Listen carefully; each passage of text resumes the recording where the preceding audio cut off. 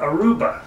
Now this is part of the Dutch Caribbean islands, typically known as ABC, Aruba, Bonaire, Curacao.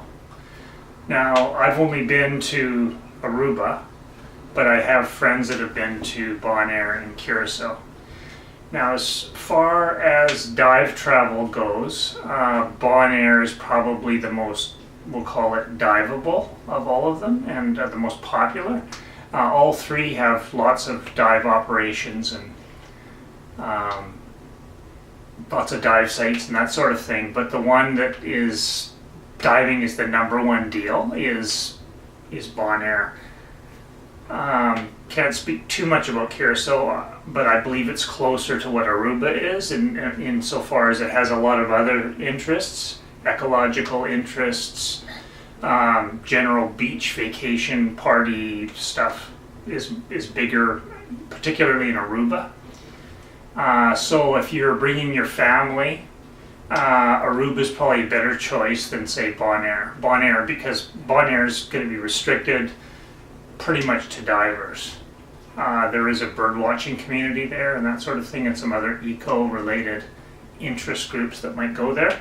But generally, if you're bringing kids and stuff, you probably want to go to Aruba because they've got the malls and the coach and the Cartier and all that kind of stuff in Oranjestad, which is the main city in Aruba. So the layout of Aruba is kind of like this. Kind of looks like this. And right in here, capital called Oranjestad. I'll spell this wrong for sure. The main city on Aruba is called Oranjestad, and that's just kind of right in the middle area. That's where you're going to land, the airport and that sort of thing. And it's kind of your home base. Now, most of the activity on the island is going to take place most of the activity is going to take place in kind of this area. The main beaches, the popular beaches, are kind of right in here, this little edge right here. So this tends to be where all the resorts are. All the shopping is down here.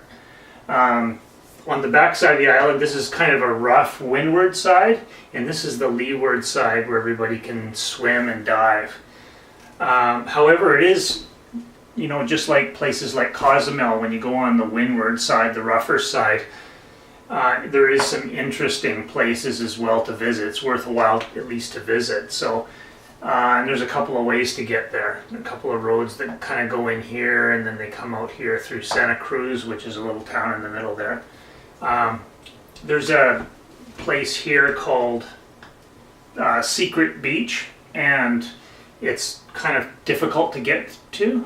So you'll need I wouldn't go there with an SUV. I did go there with an SUV and probably half trashed the SUV. So I would go on a tour there because it's one of the worst roads you could imagine, and you need a serious 4x4 to get in there. But it's just a small little pool, and you can go in there. It's kind of a natural pool where you can just go hang out and that sort of thing. There's no place really to swim or do much.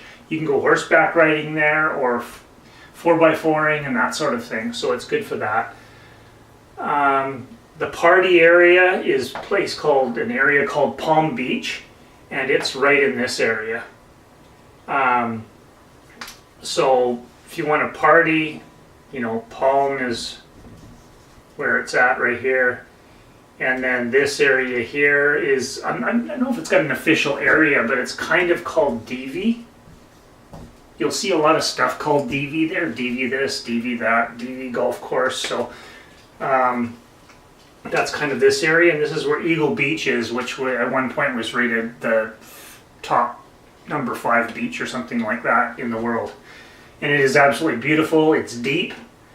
And swimming very swimmable because it's, when you're on the leeward side, it's very, very, very nice. So, and there's a beautiful resort here. It's part-time share. I think you can get in there through RCI and that sort of thing. And that's a great way to go to. It's right access to the beach. You can walk to the beach. and very quiet little street in here. You can actually walk into Oranjestad down here, and it's only about a 15 or 20 minute walk. And then you can walk right down here into town, which is fabulous. You could even grab groceries and carry them. If you're not into walking for 15 or 20 minutes with groceries in your hands, just get a cab or something, and they're very reasonable there. As you start getting into Oranjestad, they have, like I said, this place is heavily visited thanks to the Beach Boys Kokomo song, I think. So you can hear it on the tourist buses. You can hear Kokomo playing all the time in the streets. So it's very popularized, a lot of visitors, and so this place, of course, has all the expensive stuff that you may or may not want. Cartier and Coach and all those fancy places, Louis Vuitton, that sort of thing. So there's an interesting little place down here called Baby Beach, and it's a good place for snorkeling. It's got a few little shallow reefs and stuff, and a lot of fish hang out there and grow. They use it like they would a mangrove or something, and a lot of the babies come in there. There's a little cove down here called Baby Beach. This is also where the dive operation that we chose, there's a number of them. The one that we chose was Jad's, and they're actually right at Baby Beach, so if you need to rent equipment and stuff, you can get it from Jad's and then just walk right out of their outfit right into the bay. So it's very convenient. Plus then you can book all your diving excursions and that sort of thing. And if you happen to be up here, they can come and pick you up. And chances are they'll pick you up. If you're in here, if you're in the DV area, they'll pick you up here and take you up to Palm area, where there's a jetty, and you can get on the jetty there with their boat. And there's a lot of dive sites here, with the most popular being the Antilla Wreck, and the Antilla Wreck is right in the north here. So the Antilla is right here in the Palm Beach area, just north of Palm Beach. And Antilla has a history. It was it's the Second World War ship, German ship that was sort of hanging out there near the end of the Second World War, and they were kind of in limbo, didn't know whether to stay or leave or what. And the Aruban government the Dutch just wanted them out of there and demanded that they leave. So the captain scuttled their ship and told all their crew to leave, to swim to shore. So they swam to shore, and then they heated the boilers up full blast and then opened up all of the bilges. So all the water came in. As soon as they hit the tanks, they exploded and blew the ship in half. So there's two pieces of fairly intact ship in about 70 feet of water. So and considering the ship was 400 feet long or so, in that range, it almost comes up to the surface, like it just almost breaches the surface. So it's very, very accessible.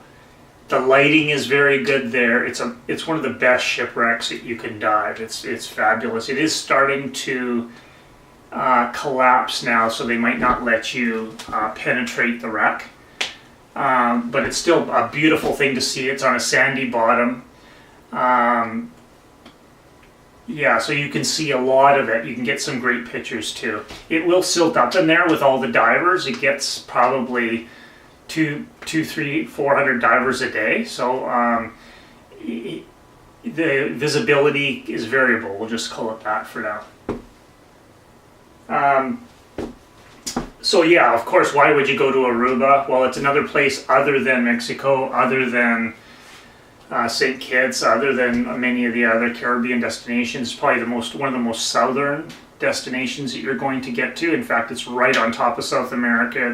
You can almost see Colombia from the beaches here. Like Colombia is kind of like right here. It's very close. It's swimmable across here.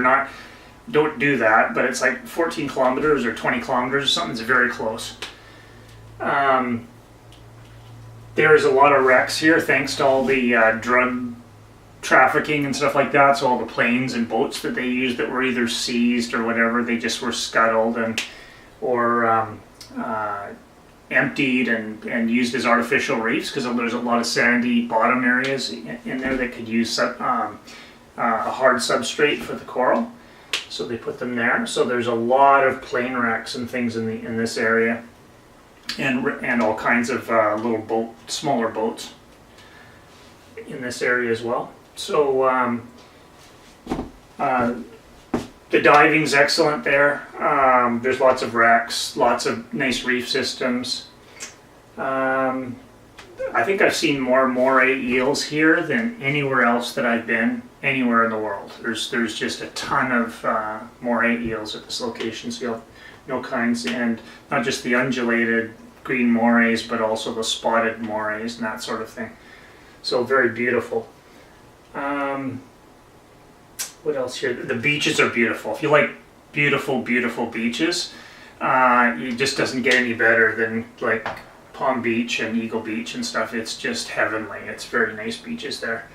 Very flat, very deep, and a nice ocean to swim in. That's exactly what you want in a beach. Lots of great resorts, golf resorts. The one, like I say, the one at Davie is kind of a giant resort there. It's probably the biggest on the island. It has a huge golf course.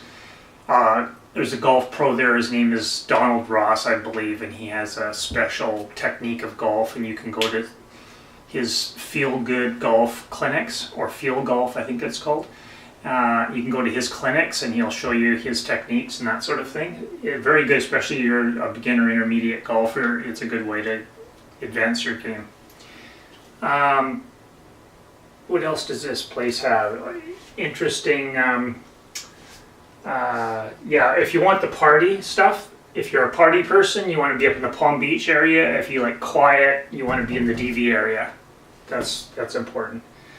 How do you get to Aruba? Well, tend to be sort of the North Carolina, Charlotte area, or Charlotte, South Carolina, or North Carolina? Charlotte is one of the Carolinas, South Carolina, I guess. So you can access Aruba, as well as Dallas and some other locations. But it's a good 4.5 hour flight, because it's almost down to South America. So it's not like going to Mexico or something or St. Kitts or something where it's only an hour away. It's quite a long flight down there from southern central United States. And of course Canada, it's going to be about 8 or 9 hours. So it's a significant trek to get there. The only other thing I had to mention just before we're done here is that if you want to get married in Aruba, it's usually very popular. I got married in Aruba. You can't get married on the beach, which is what a lot of people had in mind. I certainly had that in mind. Legally, to get married, you have to get married in a government location, and it has to be witnessed there by a government official. That's how it works in the Dutch Antilles. So you have to, and there's only one place to do that. And it's kind of like the city hall, but it's an old doctor's house. Actually, it's quite nice. It's very quaint. And so you can get married there, and then you can have a ceremony on your beach if you want, but to legally get married, to be recognized in Aruba, it has to be in this one place, and it's just downtown. It's right in the middle of downtown there, and it says this doctor's house. So if you want to do that, just keep that in mind, and you'll have to register it, and you know, the minister has to be there and all the rest of it. So you can organize that through the various websites. Thanks. Any comments, questions, you can just leave them in the comments below and I'll get back to you. Anything about Aruba, diving, the Davie Resort, all that kind of stuff. So thanks for watching.